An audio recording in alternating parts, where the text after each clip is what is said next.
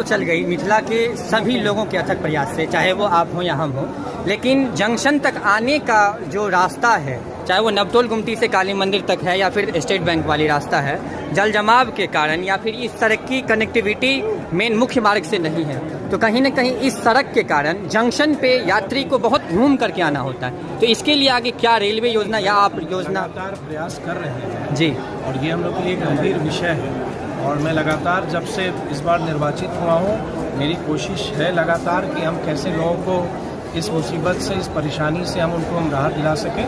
आज भी जीएम साहब से और डीआरएम साहब से बात हुई है और मुझको पूरा विश्वास है कि आने वाले समय में इसके अस्थायी निदान की ओर हम लोग आगे बढ़ेंगे। और तब तक, क्योंकि बरसात अब आने ही वाला है, अभी हम लोग तुरंत में क्या कर सकते हैं, जिला प्रशासन भी सोच रहा है और हमने भी आग्रह किया है जीएम रेलवे को कि एक टीम वो भेजें कि हम लोग तुरंत में क्या कर सकते हैं, शॉर्ट टर्म में भी और लॉन्ग टर्म क्या सोल्यूशन है कि नाला बनने के बाद भी उसका निदान नहीं हो पा रहा है, तो हमको और क्या करना चाहिए।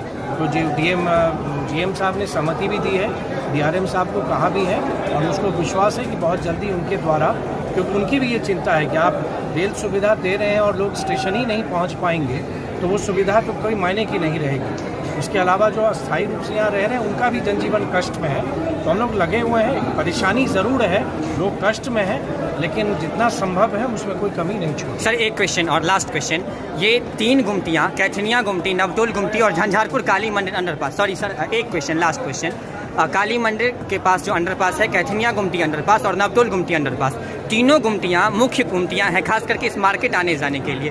तीनों गुमटियाँ में लगभग घुटने से अधिक पानी लगा हुआ रहता है बरसात के समय में। इसके लिए कोई योजना या फिर कुछ ऐसा तरीका जिससे उस पानी को निकाला जाए? सर बारिश आने वाली है और लबालब पानी भर जाता है। वही हमने कहा ना, एक ही बात को 2 बार कहने से कोई लाभ नहीं ना। जब हम जल जमाव की बात करेंगे तो वो समेकित रूप से हो, उसका देखना पड़ेगा, क्योंकि ये कठिनाई जब रेल का काम शुरू हुआ 2016-17 से ये प्रारंभ हुआ, तो पानी का आउटलेट कैसे है, पानी कैसे निकलेगी, ये एक परेशानी है, कोई वे आउट उसका नहीं मिल रहा है। वही हमारे लिए चुनौती है और उस चुनौती को हमने स्वीकार किया है और हम निरंतर लगे हुए हैं।